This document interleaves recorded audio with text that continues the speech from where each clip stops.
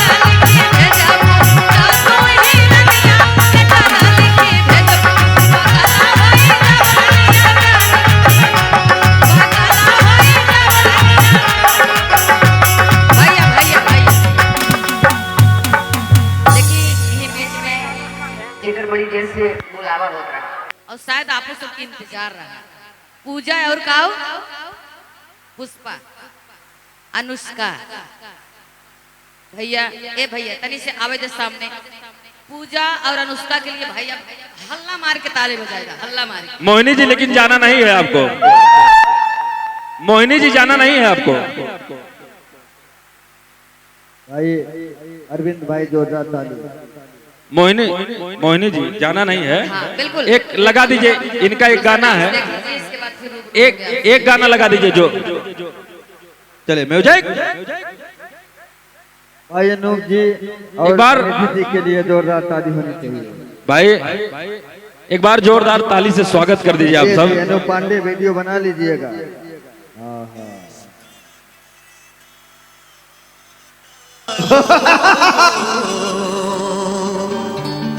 ये दुनिया